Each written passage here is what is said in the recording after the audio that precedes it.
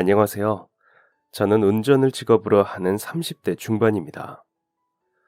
사람에게는 각자 타고난 재능들이 있다고 하잖아요. 누군가는 운동을 뛰어나게 잘하고 그림을 잘 그려서 화가가 되기도 하죠. 노래를 잘하거나 악기 연주를 잘하는 사람들은 음악가가 되기도 하고요.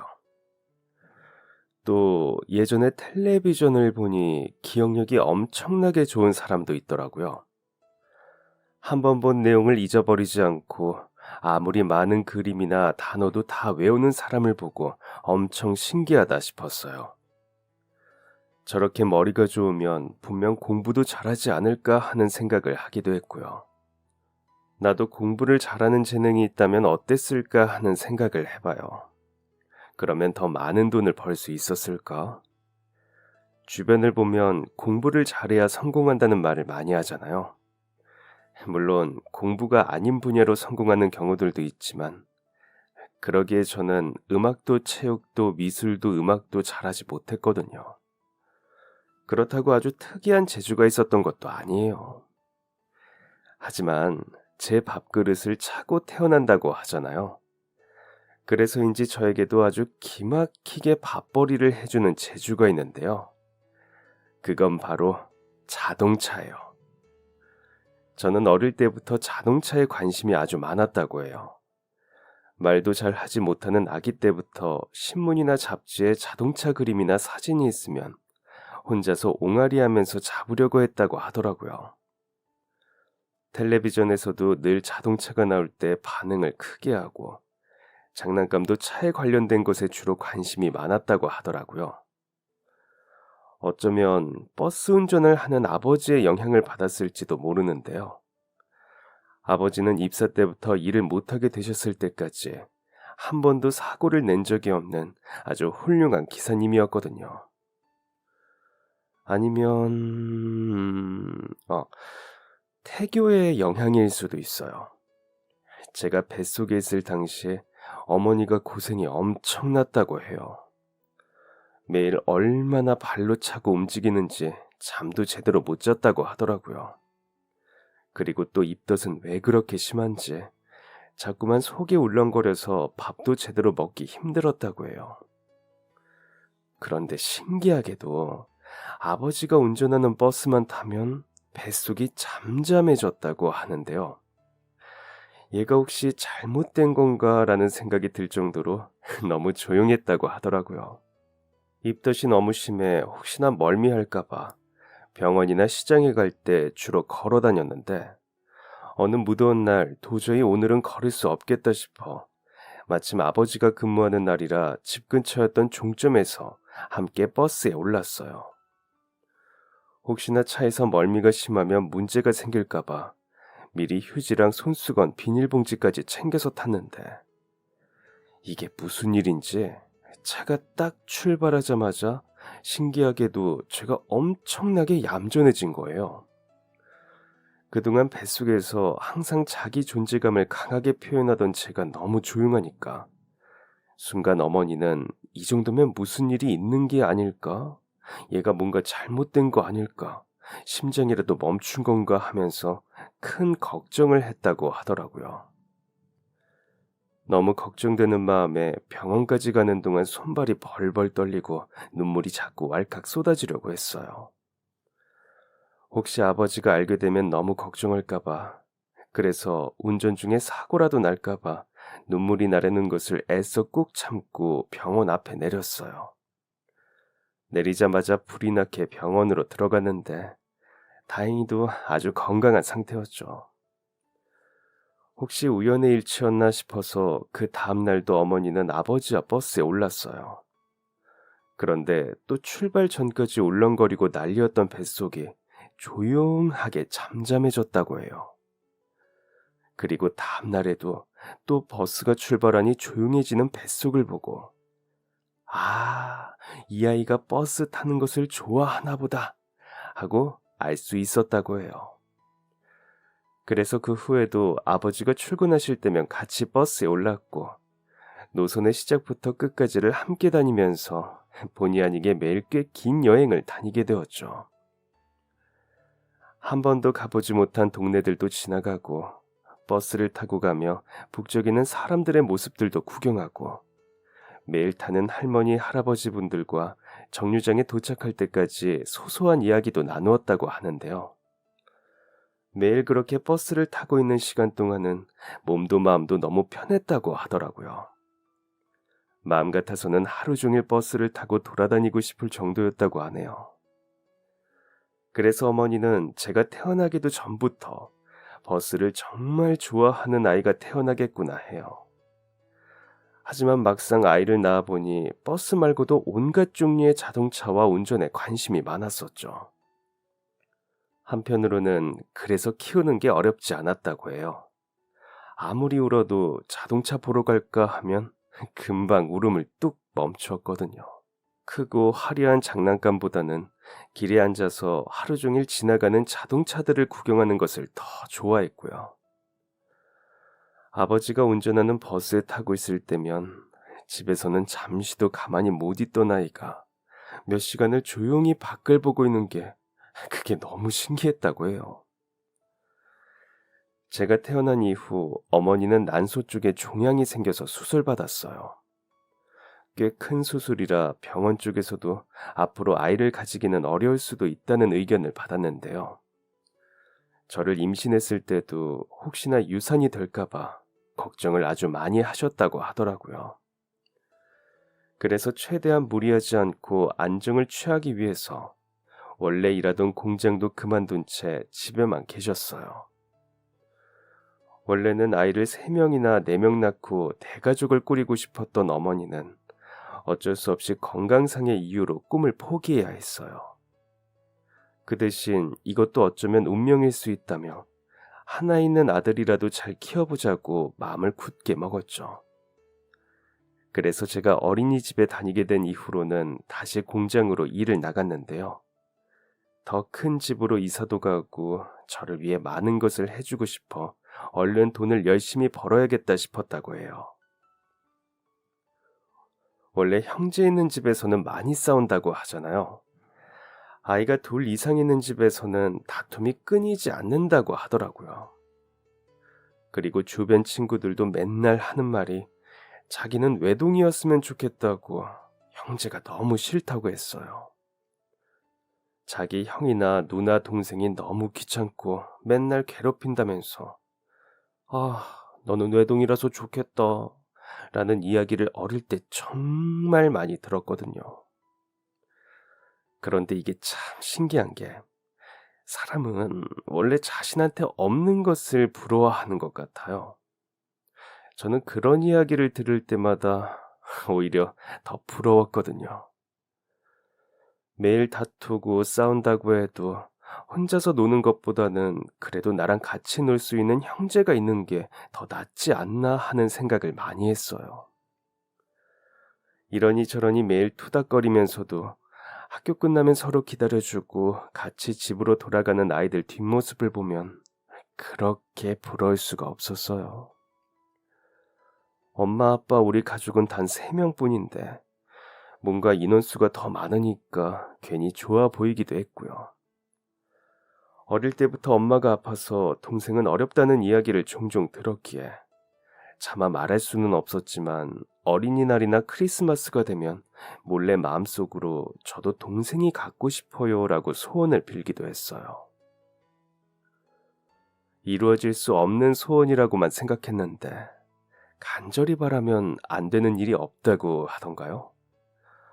어느 날 학교에서 돌아왔는데 엄마랑 아빠가 서로 부둥켜 안고 막 울고 있는 거예요. 집에 왔더니 두 분이 막 울고 계셔서 무슨 일인가 싶었어요. 솔직히 말하면 부모님이 울고 있는 모습을 보니 마음이 불안하더라고요. 뭔가 큰일이 생긴 것 같고 안 좋은 일인 것 같아서 무서워서 차마 왜 그러냐고 물어보지도 못했어요.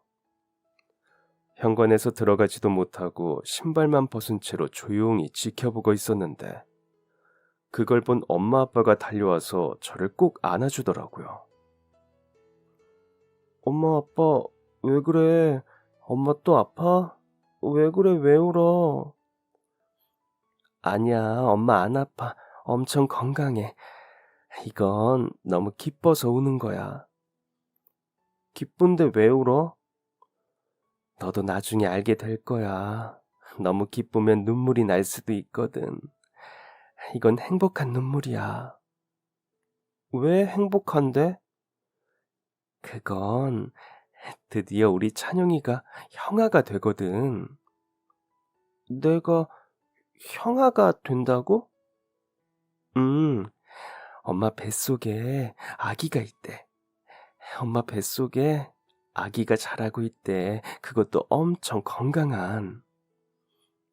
아기?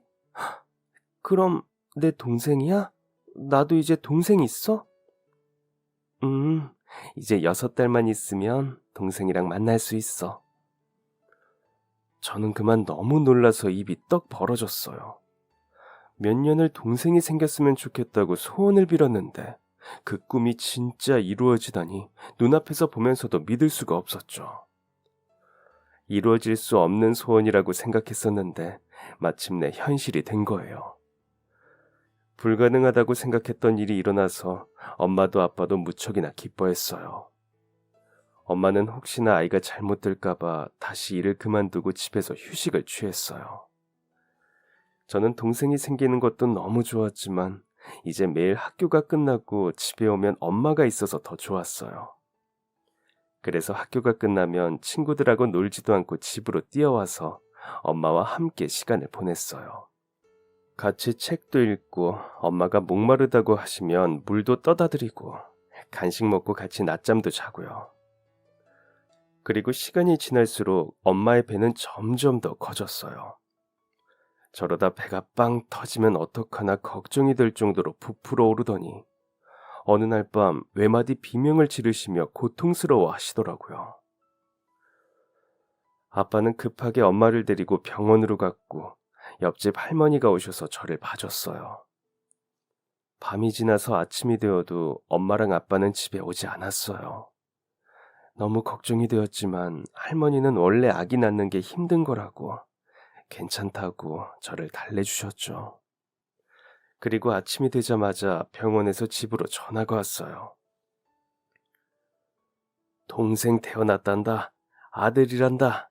네 이제 형아 됐다. 밤새 엄마 아빠 걱정에 잠도 제대로 자지 못했던 전 그 전화를 듣자마자 너무 기뻤어요. 저도 바꿔달라고 마구 졸라서 전화를 받았죠. 아들, 동생 태어났어. 아주 건강한 왕자님이야. 엄마도 건강해. 엄마, 이제 안 아파? 아직 조금 아프기는 한데 괜찮아. 여기 의사 선생님이랑 간호사님이 잘 돌봐주고 있어. 그래서 바로 집에는 못 가고 며칠 병원에 있어야 돼. 아빠가 조금 있다가 집으로 갈 거니까 그때까지 할머니 말씀 잘 듣고 학교도 잘 다녀와야 해.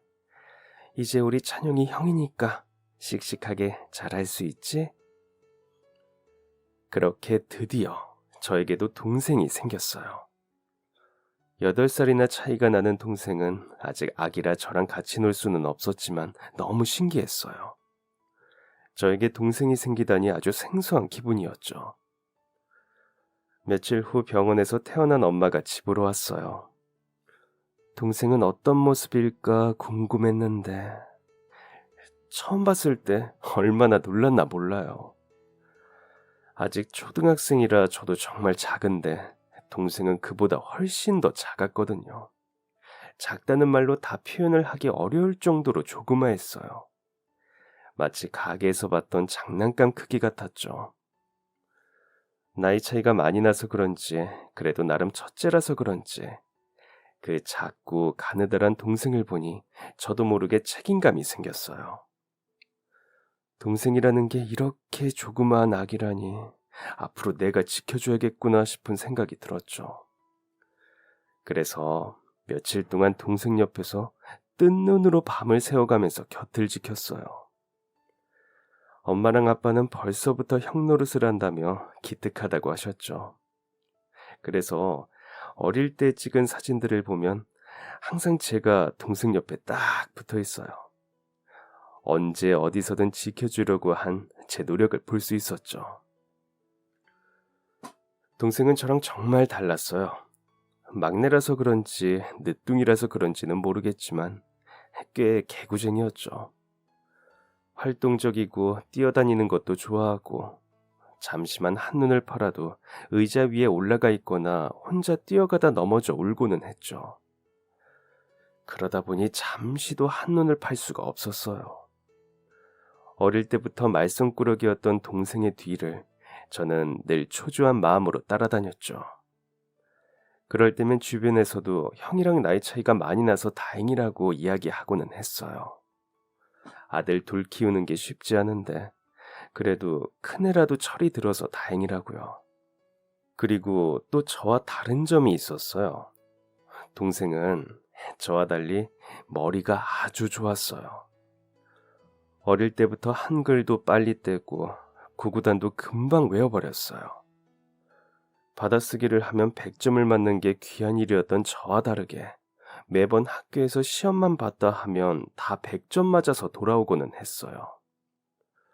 그렇다고 부모님이 동생만 공부를 더 많이 시키거나 한 것도 아닌데 신기했죠. 오히려 저희 부모님은 조금 자유로운 편이라 공부하라는 말을 크게 하지는 않으셨어요. 선생님과의 약속이니까 학교에서 나온 숙제는 절대 빠지면 안 된다고 하셨지만 막 사교육을 시키거나 공부하라고 혼을 낸 적은 없으시거든요. 그러다 보니 주변에서 더더욱 신기해했었죠. 제가 고등학교에 들어갔을 때 동생은 아직 초등학생이었어요. 저는 학교에서 수련회를 가야 해서 며칠 집을 비우게 되었죠. 그리고 2박 3일 동안 수련회를 다녀온 사이 우리 집에는 엄청난 일이 생겼어요. 수련회에서 돌아오던 날 부모님이 돌아오면 병원으로 오라고 선생님에게 연락을 남겼어요. 그래서 수련회 버스에서 내리자마자 허겁지겁 병원으로 향했죠. 알려준 병실로 들어갔더니 세상에, 병실에는 다름 아닌 아직 초등학생인 제 동생이 누워 있었어요. 침대보다도 훨씬 작은 아이가 이불을 가슴까지 덮고 누워 있었죠. 어떻게 된 거예요? 왔니? 잠깐 나가서 이야기할까?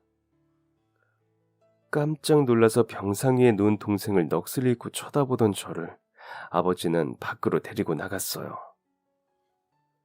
네가 수련회를 떠난 날 오후에 사고가 있었어.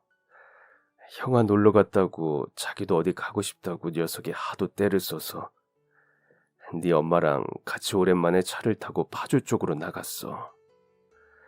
우리 예전에 자주 가던 공원 알지?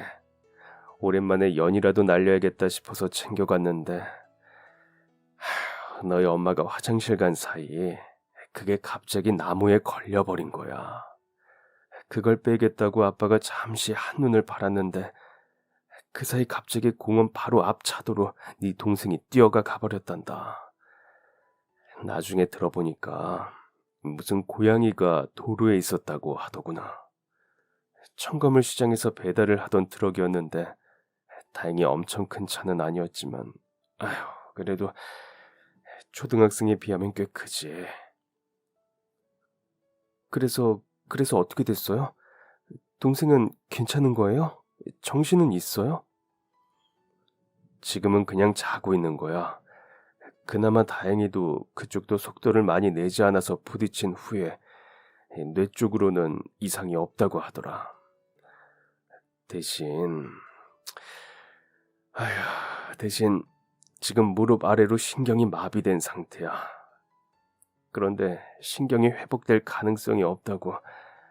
앞으로 다시는 두 다리로 걸을 수 없다고.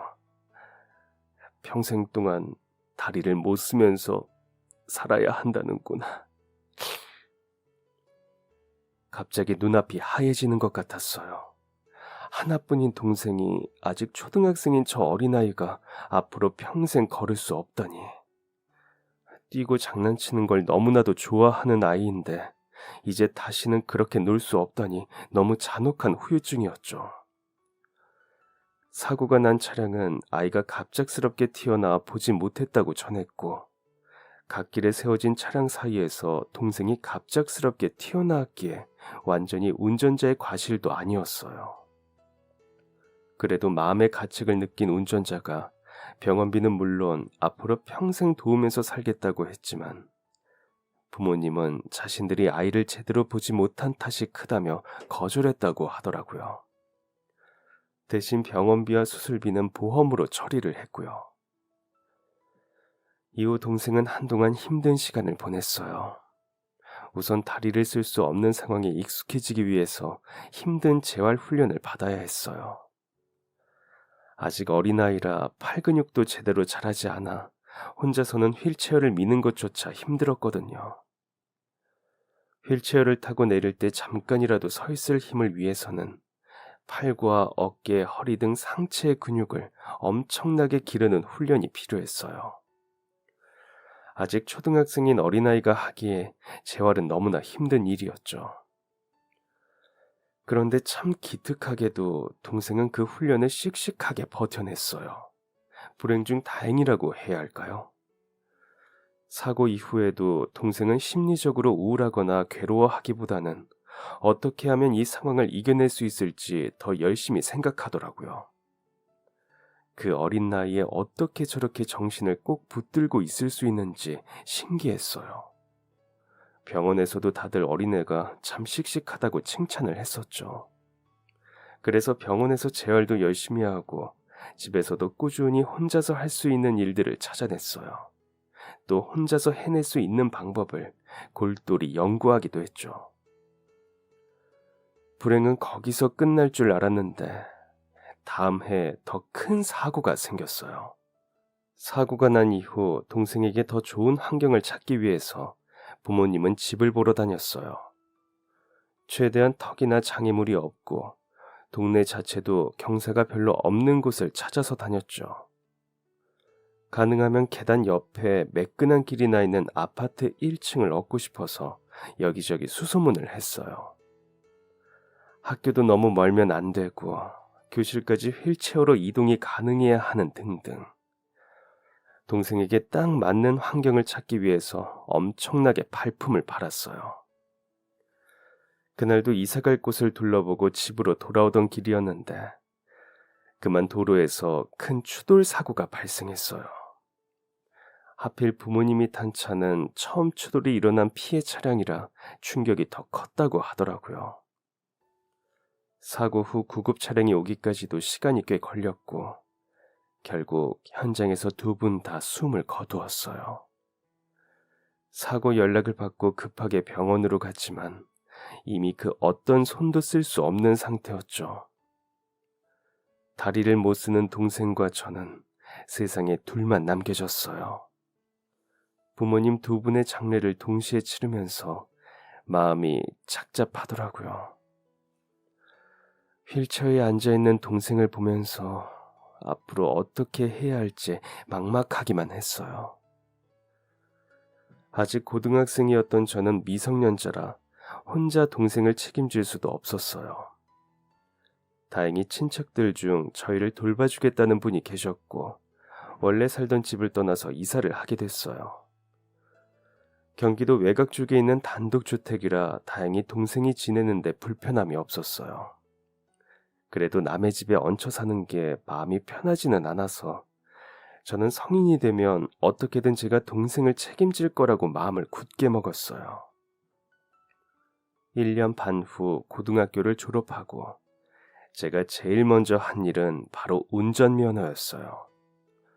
어릴 때부터 차에 관심이 많기도 했었고 운전에는 왠지 모를 자신감이 있어서 면허만 있으면 배달 일을 하던 아버지처럼 운수회사에 들어가던 뭐라도 할 수 있을 것 같았거든요.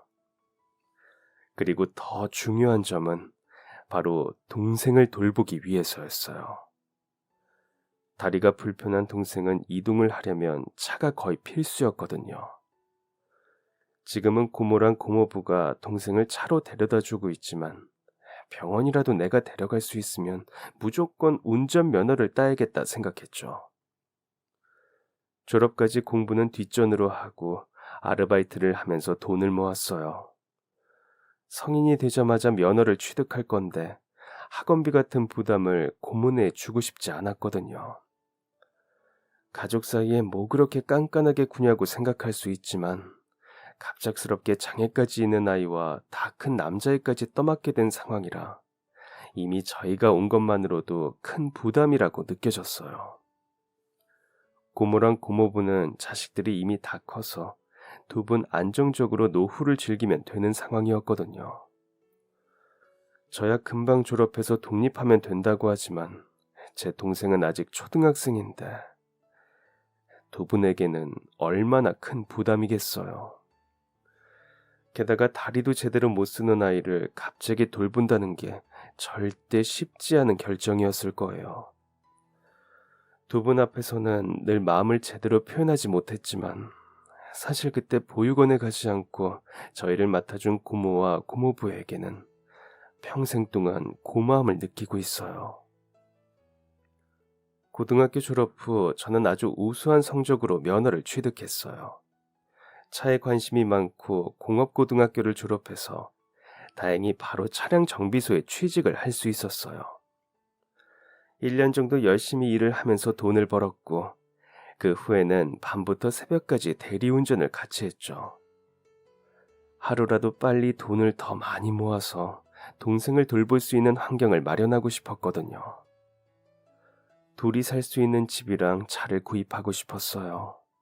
오직 동생을 생각하면서 매일 열심히 일했어요. 다행히 동생도 다리를 쓸 수 없고 부모님까지 돌아가신 상황에서도 희망을 잃지 않고 자신의 삶을 열심히 살아주었어요. 특히 공부를 정말 열심히 했어요. 중학교에 들어간 이후로는 한 번도 전교 1등을 놓친 적이 없을 정도였죠. 친척 누나가 아이를 낳으면서 혼자 돌보기가 힘들어 다시 집으로 들어오고 싶어 했어요. 언젠가 이런 날이 올 거라고 생각은 했지만 예상보다 더 빠르기는 했었죠. 그래서 저는 중학생인 동생을 데리고 독립을 하게 되었어요. 원래 살던 서울로 돌아왔고 열심히 발품을 판 덕분에 현관에서 계단 없이 바로 문을 열고 집으로 들어갈 수 있는 오피스텔 1층을 얻을 수 있었어요. 그리고 이제 온전히 동생을 돌봐야 한다는 책임감에 저는 예전보다 일을 더 열심히 했어요. 낮에는 발레 파킹을 하고 집으로 돌아가 학교에서 돌아온 동생을 잠깐 챙겨준 후 밤부터 새벽까지는 나가서 대리운전을 했어요. 매일 자동차와 부대끼면서 지내다 보니 웬만한 차종은 물론이고 운전도 이제는 완전 고수가 되어버렸죠. 형, 나 때문에 힘들게 일하게 해서 미안해. 내가 다리라도 괜찮았으면 아르바이트라도 해서 도움이 되었을 텐데. 내가 나중에 꼭 서울대 가서 돈 많이 벌어서 형 고생하지 않게 성공할게. 동생은 매일 지쳐서 돌아오는 제 얼굴을 보면서 그런 말을 하고는 했어요. 그리고 그 말을 지키려는 굳은 결심인 듯 과외나 학원 한번 제대로 보내준 적이 없는데 학교에선 늘 전교 1등을 받아왔죠. 가끔 지역에서 하는 글짓기 대회나 큰 시험 같은 데 가서 상금을 받아오기도 했어요. 그런 동생을 보면서 저도 고마운 마음이 들더라고요. 비록 저희 형제에게 너무나 힘든 상황이었지만 서로를 많이 생각해주고 노력하기 때문에 지치지 않고 또 하루를 견뎌낼 수 있었어요. 동생이 고등학생이 되면서 한 가지 걱정이 생겼어요. 앞으로 대학에 진학하면 등록금이 꽤 많이 들어갈 텐데 내가 졸업 때까지 뒷바라지를 할 수 있을까 걱정이 들었죠. 통장의 잔고는 그 사이 꽤 많아진 상태였지만 이걸로 동생이 대학을 졸업할 때까지 충분할지는 확신할 수 없었어요. 그렇게 한참 고민을 하던 중 어느 날 저녁 청담동의 고급 횟집 앞에서 호출이 잡혔어요. 신나서 달려갔더니 엄청 고급스러운 외제차더라고요. 인자한 표정의 중년 아저씨가 살짝 술에 취한 상태로 저를 기다리고 있었어요. 아유, 여기요, 여기. 아이고, 엄청 빨리 와줬네. 내가 오늘은 술 안 마실 줄 알고 기사한테 일찍 퇴근하라고 했거든. 아휴, 그런데 어쩔 수 없이 한잔하게 되었지 뭐야. 이미 퇴근한 사람 다시 부를 수도 없어서 난감했는데 이렇게 빨리 와줘서 고맙구만. 아니, 이 그런데 엄청 젊은 친구가 왔네. 안녕하세요. 마침 제가 근처에 손님을 내려드려서 바로 올 수 있었어요. 올해 26입니다. 이야, 이렇게 젊은 친구가 대리운전을 아주 열심히 사는 친구구만. 그럼 오늘 잘 부탁해요. 저는 고급 승용차를 몰고 아저씨를 태워서 내비게이션에 저장된 집 주소를 향해 갔어요. 아저씨는 뒤에서 자기 기사님보다 운전을 더 잘하는 것 같다며 엄청 젊은 나이에 어떻게 배웠냐고 감탄을 하시더군요. 술 먹고 집에 갈 때면 속이 울렁거려서 힘들었는데 어쩜 이렇게 부드럽게 운전하냐면서 계속 놀라워하셨어요. 내비게이션을 따라가다가 마침 제가 아는 길이라 원래 안내된 방향 말고 다른 곳을 이용해서 갔는데 그랬더니 어떻게 지름길까지 알고 있냐면서 박수까지 치시더라고요. 하도 칭찬을 하시니 제가 다 부끄러워질 지경이었어요. 그동안 내가 운전을 잘한다 싶었던 게 혼자만의 생각은 아니었구나 하면서 그날은 아주 뿌듯한 마음으로 집으로 왔어요. 그 사장님은 덕분에 너무 집에 잘 왔다면서 돌아갈 때 택시를 타고 가라고 비용을 아주 두둑하게 주셨어요. 그래서 더 기분 좋게 하루를 마무리할 수 있었죠. 기분 좋은 경험이었다고 생각을 했는데 며칠 후 다시 연락이 왔어요. 제가 대리운전을 하는 회사로 연락이 왔는데 지난번 청남동에서 태운 사장님이 저를 찾는다고 하더라고요. 다시 생각해보니 돈을 너무 많이 준 것 같아서 그러시나 싶어 남기신 연락처로 전화를 해봤어요. 그랬더니 개인 비서라는 분이 전화를 받으시더라고요. 잠깐 얼굴을 보고 이야기했으면 좋겠다고 해서 근처 카페에서 만나게 되었어요. 저희 대표님께서 청년처럼 운전 잘하는 분은 처음이라고 며칠 내내 이야기하셨어요. 그래서 개인 기사로 고용하고 싶다고 하시더라고요. 마침 원래 일하던 분도 퇴직 준비 중이라 저희도 이력서를 받고 있던 참이었는데 이미 대표님이 실력까지 보신 분이라면 바로 고용할 수 있을 것 같아서 이렇게 만나자고 이야기를 드렸어요. 이건 계약서인데 근무 조건이랑 연봉까지 다 나와 있어요. 천천히 잘 읽어보시고 결정해 주세요. 조건이 혹시 안 맞으면 최대한 조율도 해드릴 테니까 부디 부담 없이 말해주세요. 그럼 일단 읽어보시고. 비서님이 내민 계약서를 봤는데 우와, 첫 장부터 눈이 휘둥그레졌어요. 제가 지금까지 투잡을 하면서 벌었던 것보다 더 큰 연봉이 쓰여 있었거든요. 맨 끝자리부터 다시 한번 숫자를 열심히 세어봐도 지금 버는 돈보다 훨씬 많은 금액이었어요. 근무 요건도 아주 좋았어요. 지금은 하루에 일을 2개씩 하면서 쉬는 날도 없는데 주 6일이라니 오히려 감사했죠. 더 자세히 읽어볼 것도 없었어요. 비서님이 이야기를 마무리하기도 전에 저는 바로 하겠다고 대답을 했어요. 드디어 운전을 잘하는 내 실력이 인정을 받는구나 싶었어요. 대학교 졸업하고 회사에 들어간 수준과 비슷한 연봉이었거든요. 고등학교만 졸업한 제가 감히 벌 수 있을 거라고 상상 못했던 돈을 받으니 자존감도 확 올라갔어요. 그리고 일주일 동안 인수인계를 받은 후 저는 대표님을 모시게 되었어요. 대표님은 철강 관련 회사를 운영하던 분이었는데 큰 회사를 맡은 분 같지 않게 성격이 무척 서글서글했어요. 자신이 대표라고 아랫사람을 낮춰보거나 하대하는 법이 없고 저를 포함해서 주변에 일하는 직원분들에게 늘 친절했어요. 그리고 직원들뿐 아니라 여러 자리를 모시고 다니다 보면 누구를 만나도 항상 친절하시더라고요. 옆에서 수행하다 보니 저 역시도 배울 점이 참 많은 분이었어요.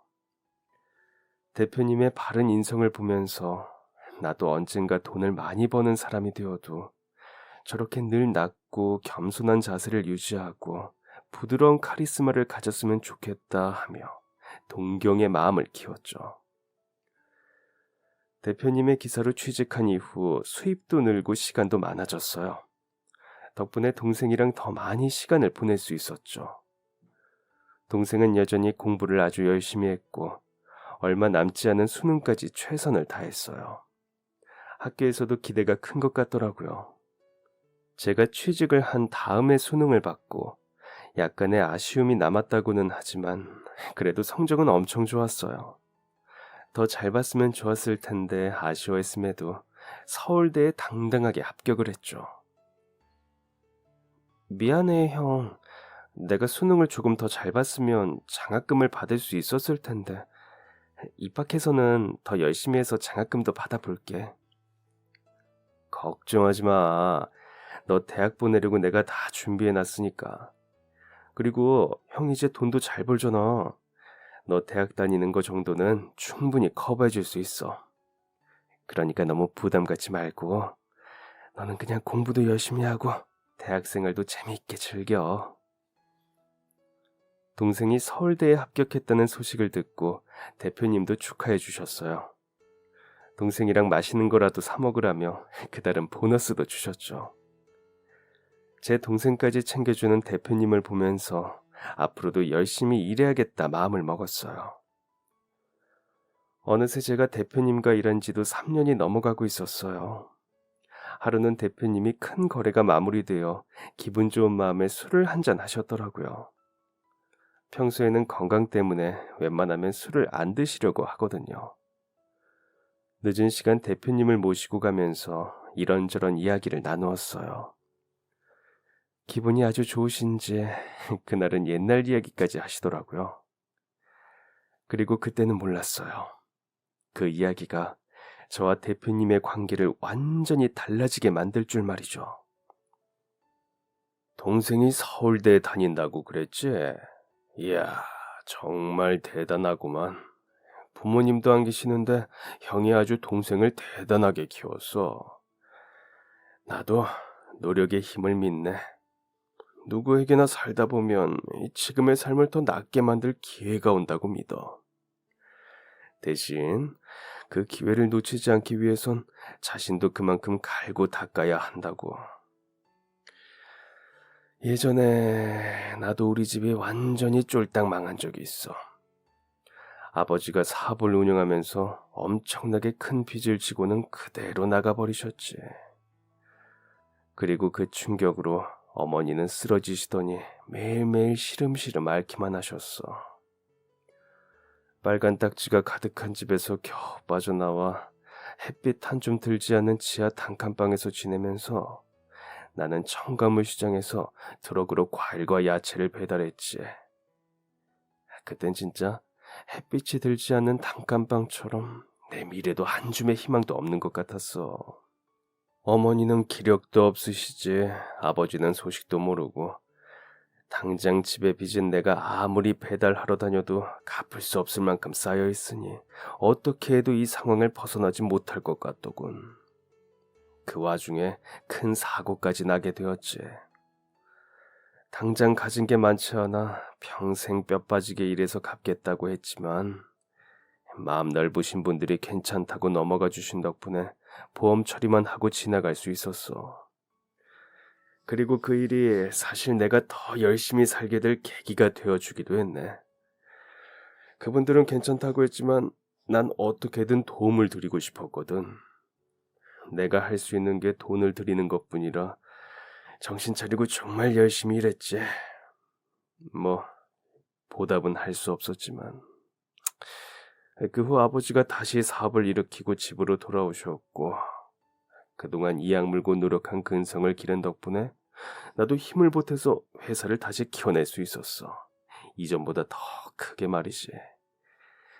그 과정 덕분에 지금의 내가 그리고 우리 회사가 있게 된 거라네. 정말 대단하신 것 같아요. 저는 부모님 돌아가시고 빚도 없었는데도 앞날이 막막했거든요. 게다가 다리까지 못 쓰는 동생이 있으니 정말 눈앞이 캄캄했어요. 어린 나이에 많은 일을 겪고 삐뚤어지지 않은 것만 해도 사실 고마운데 공부까지 열심히 해서 한국에서 제일 좋은 대학을 가줘서 저는 그저 동생이 잘 자라줘서 고마울 뿐이에요. 고작 9살짜리가 교통사고로 다리를 못 쓰게 된 것만으로도 참 정말 큰 충격이었을 텐데 말이죠. 어, 그러고 보니 동생이 다리가 불편하다고 전에 말한 적이 있었던 것 같구만. 그런데 그게 사고 때문이었나? 네. 제가 고등학생 때 수련회에 간 사이 동생이 자기도 형처럼 놀러 가고 싶다고 부모님을 졸랐다고 하더라고요. 그래서 부모님이 공원에 데리고 나갔는데 잠깐 한눈을 판 사이 도로에 뛰어들어서 그만 트럭에 부딪혔다고 하는데 다행히 크기가 크거나 속도가 빨랐던 게 아니라 목숨엔 지장이 없었어요. 대신 무릎 아래로 마비가 와서 그때부터 걸을 수는 없게 되었고요. 트, 트럭이라고? 혹시 무슨 트럭인지 기억하나? 아니 그것보다 거기 공원이 어딘가? 응? 서울은 아니고요. 외곽에 있어요. 무슨 트럭인지는 저도 잘 모르고 그냥 크기가 좀 작았다고 들었어요. 근데 저도 아직 학생이라 사고 관련한 이야기는 최대한 안 해주려고 하셨거든요. 그리고 수련회에서 돌아왔을 때는 이미 부모님이 상황을 대충 마무리한 상태였고요. 서울이 아니라고? 서울이 아니면 혹시 어디인지 좀 알 수 있나? 응? 파주 쪽이에요. 큰 공원은 아니고 약간 외진 곳이었어요. 식당 몇 개가 모여 있었는데 지나서 더 들어가면 공동묘지가 있었고, 어, 재작년에 그 앞쪽으로 대단지 아파트가 들어섰고요. 그 부모님이랑 어릴 때부터 자주 갔던 곳이에요. 아, 그 자네 동생이 9살 때라고 했지? 네, 맞아요. 제가 17살 때니까 네, 동생 9살 때 맞습니다. 아, 아이고 이게 대표님은 갑자기 얼굴이 굳어졌어요. 외마디 비명 같은 소리를 내고는 말을 잇지 못하셨죠. 그러더니 룸미러를 통해서 저를 뚫어지게 쳐다보았어요. 혹시 자네 동생 지금 집에 있나? 지금 혹시 괜찮으면 내가 좀 만나볼 수 있을까? 제 동생을요? 음, 내가 꼭 좀 부탁하네. 나에게는 아주 중요한 일이라서. 네. 지금 집에 있기는 할 텐데, 그럼 제발 부탁하네. 자네 동생을 꼭 만나봐야 해. 제발 한 번만 부탁하네. 대표님의 간절한 부탁에 저는 어쩔 수 없이 차를 돌려 집으로 향했어요. 너무 갑작스럽기는 했지만 대표님의 표정이 마치 마지막 소원을 이야기하는 사람처럼 간절했거든요.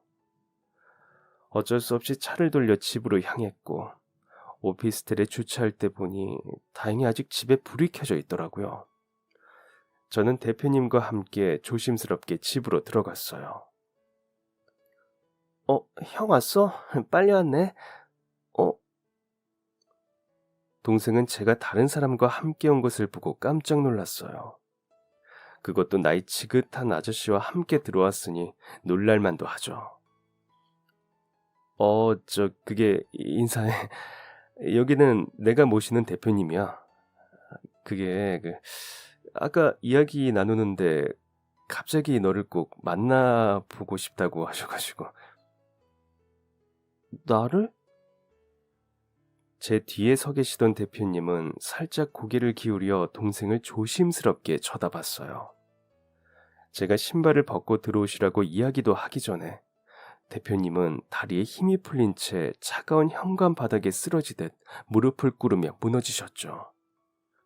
아이고, 아유, 죄송합니다. 아유, 죄송합니다. 다 제 잘못이에요. 죄송합니다. 아이고.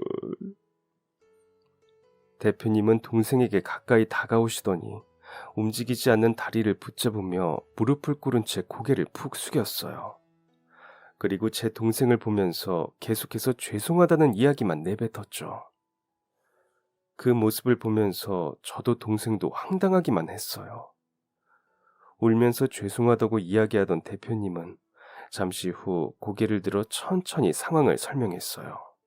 아버지가 사업이 망하고 집을 나가신 후 어머니를 모시고 살면서 청과물 시장에서 배달했어. 새벽부터 시작해서 무거운 물건을 나르고 매일 엄청난 체력을 쓰고 배달을 하면서 몸도 마음도 잔뜩 지쳐 있었지. 그날은 유독 배달이 밀려서 마음이 초조한 상태였어. 갓길에 주차가 되어 있는 곳에서는 더 주의해서 운전해야 하는데 사실 마음이 급해서 더 조심했어야 하는데 그러지 못했지. 내가 조금만 더 조심했다면 앞에서 튀어나온 아이와 사고가 나지 않았을 수 있을 텐데. 그날 이후 매일 그런 생각을 하면서 살았어. 다 내 탓이라고. 그런데 오히려 아이 부모님은 자신들이 제대로 보지 못한 탓이라고 하면서 도로가 가까이에 있으면 아이를 잘 살폈어야 했는데 우리가 그러지 못했다고. 그러니 자신들 탓이라고. 수술을 앞두고 아이가 평생 걸을 수 없을 것 같다는 이야기를 듣고 내가 평생에 걸쳐서 갚아 나가겠다고.